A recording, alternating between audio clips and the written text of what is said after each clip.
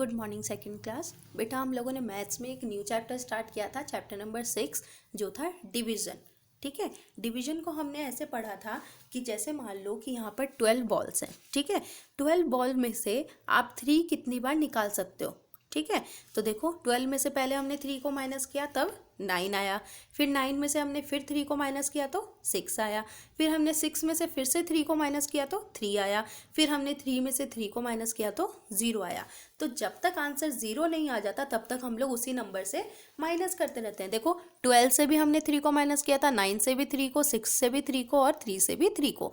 जब आंसर 0 आया तब हमने छोड़ दिया। तो इसका मतलब मैं 12 में से 3 को कितनी बार डिवाइड करूं तो आंसर आ जाएगा मेरा। तो मैं 3 को 12 से जब डिवाइड करूंगी तो कितनी बार आएगा, 4 टाइम्स आएगा। 1 time, second time, third time and fourth time.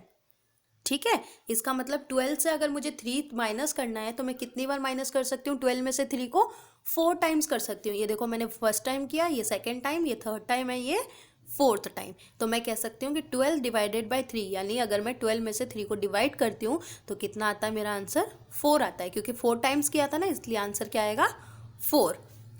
ठीक उसी तरह यहाँ देखो, यहाँ मैं 8 में से 2 को माइनस कर रही हूँ। ठीक है, तो 8 में से मैंने फर्स्ट टाइम जब 2 को माइनस किया तो 6 आया, फिर मैंने 6 में से 2 को किया तो 4 आया, फिर मैंने 4 में से 2 को किया तो 2 आया, फिर मैंने 2 में से 2 को किया तो 0 आया। अब 0 आते ही हम छोड़ देंगे। तो अब इसका मतलब क्या हुआ कि मैं 8 में से 2 को कितनी बार डिवाइड कर सकती हूँ। तो मैंने 8 में से जब 2 को डिवाइड करने का सोचा तो कितनी बार में हुआ, first time, second time, third time and fourth time, 4 बार में हुआ। इसलिए मेरा आंसर भी यहाँ पर क्या आ गया, 4 आ गया। ठीक है, अब देखो यहाँ 16 है और 4 है, मैं 16 में से 4 को कितनी बार डिवाइड कर सकती हूँ। तो ये देखो मैंने फर्स्ट टाइम किया तो 12 आया, फिर मैंने सेकेंड टाइम किया तो 8 आया, फिर मैंने थर्ड टाइम किया तो 4 आया, फिर मैंने फोर्थ टाइम किया तो 0 आया। यानी कि मैं 16 में से 4 को अगर डिवाइड करती हूँ तो वो कितनी बार में डिवाइड होता है, वो 4 बार में डिवाइड होता है। 1 2 3 एंड 4 बार में डिवाइड हुआ। तो इसका आंसर भी क्या आ गया, 4 आ गया। अब नेक्स्ट देखिए, यह है 6.2, एक्सरसाइज 6.2। इसमें हमें क्या करना है, इसमें हमने ये कहा कि हमने 5 3 हमें पता है कि कितना होता है, 15 होता है।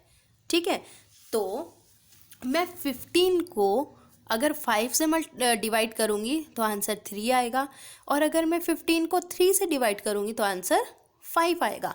तो आपको ऐसे ही करके लिखना है। सबसे पहले हमने 15 को 5 से डिवाइड किया तो 3 आया, और फिर मैंने 15 को 3 से डिवाइड किया तो 5 आया। अब यहाँ देखो 6 मल्टीप्लाई बाई 4 इक्वल्स टू 24, 6 4 ज़ा 24। ठीक है, अब 24 को अगर मैं 6 से करूँगी तो 4 आएगा, 24 को 4 से करूँगी तो 6 आ जाएगा, है ना। ये हम लाइव क्लास में भी पढ़ चुके हैं। यहाँ है 7 8 जा 56, 56 से मैं 7 को डिवाइड करूँगी तो 8 आ जाएगा, 56 से 8 को डिवाइड करूँगी तो 7 आ जाएगा। ये इसमें से ही आपको करना है। ठीक है, 5 9 जा 45, तो पहले 45 से किसको डिवाइड करो, 5 को करो, तो आंसर क्या आएगा, 9। फिर 45 को 9 से करो तो अब आंसर क्या आ जाएगा, 5। यहाँ है 7 5 जा 35, तो पहले 35 को 7 से करो तो आंसर आ जाएगा 5, फिर 35 को 5 से करो तो आंसर आ जाएगा 7। ठीक है, तो इसको देखकर हमने यहाँ पर डिवाइड कर दिया। फिर यहाँ पे देखो, यहाँ पर लिख रखा है 18 डिवाइडेड बाई 3 इक्वल्स टू 6। तो हम ये कह सकते हैं कि 3 6 जा 18 होता है, या हम कह सकते हैं 6 3 जा भी 18 होता है ना। 6 4 जा 24 होता है, या 4 6 जा भी 24 होता है। 3 9 जा 27 होता है, या 9 3 जा भी 27 होता है। 8 5 जा 40 होता है, या 5 8 जा भी 40 होता है। तो इस तरह हमने ये कर लिया।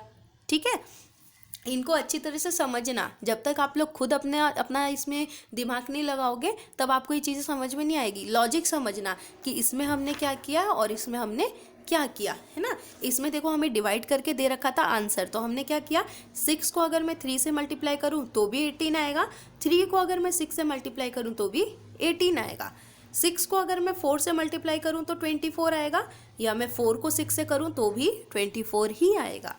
3 को मैंने 9 से मल्टीप्लाई किया तो 27 आया, और 9 को अगर मैं 3 से मल्टीप्लाई करूँगी तो भी आंसर 27 ही आएगा। 8 को अगर मैं 5 से मल्टीप्लाई करूँ तो 40 आएगा, 5 को अगर मैं 8 से मल्टीप्लाई करूँ तो भी 40 ही आएगा। ठीक है, तो ये हो गया आपका 6.2। अब बात आती है 6.3 की। 6.3 में देखो हमें क्या करना है। 6.3 में है फाइंड द प्लेस होल्डर्स। इसमें हमें क्या करना है कि मैं 4 को अगर 4 से डिवाइड करूँगी तो कितना आएगा।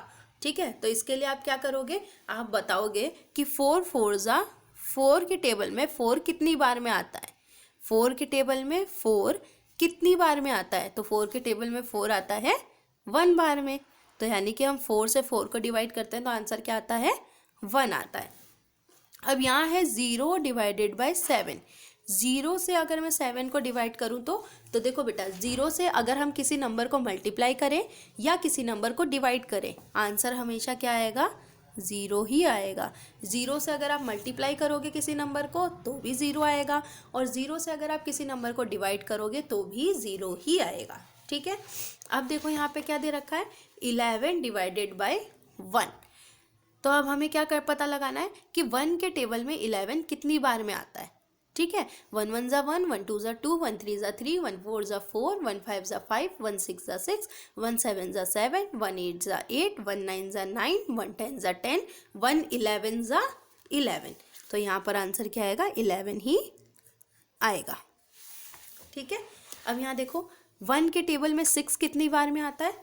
1 1 ज़ा 1, 1 2 ज़ा 2, 1 3 ज़ा 3, 1 4 ज़ा 4, 1 5 ज़ा 5, 1 6 ज़ा 6। तो यहाँ कितना आएगा, 6 आएगा। 1 के टेबल में 6 कितनी बार में आता है, 6 बार में आता है। यहाँ है 5 के टेबल में 5 कितनी बार में आता है, तो 5 के टेबल में होता है 5 1 ज़ा 5। तो यहाँ क्या आ जाएगा, 1। ठीक है, अब यहाँ देखो 10 0 डिवाइडेड बाय 10। तो अभी मैंने आपको समझाया था कि 0 को किसी भी नंबर से मल्टीप्लाई करो चाहे डिवाइड करो, आंसर क्या आता है, 0 ही आता है। तो यहाँ पर क्या आंसर आ जाएगा, 0। ठीक है, तो यह हमारा हो गया। तो अब आपको होमवर्क में क्या क्या करना है बेटा, आपको होमवर्क में एक तो 6.1 करना है। ध्यान देना कि आपके पास अगर बुक है तो आप बुक में भी करोगे और नोटबुक में भी करोगे। ठीक है, आपको 6.1 कंप्लीट करना है, आपको 6.2 कंप्लीट करना है और आपको 6.3 कंप्लीट करना है। ये पूरा आप कंप्लीट करके रखोगे, फिर ये जो इसके आगे की चैप्टर एक्सरसाइजेज है ये हम लोग अपने लाइव क्लास के टाइम पे कर लेंगे। ठीक है, तो ये जितना मैंने आपको समझाया है ये आप लोग खुद से भी समझना, ध्यान देना, लॉजिक लगाना कि ये कैसे हो रहे हैं। ठीक है, और इनको अपने बुक में और नोटबुक में कंप्लीट कर लेना। तो इससे रिलेटेड अगर कोई भी प्रॉब्लम हो तो आप मुझसे नेक्स्ट लाइव क्लास में पूछ लेना, मैं आपको बता दूंगी। मिलेंगे फिर नेक्स्ट क्लास में। Till then bye, take care.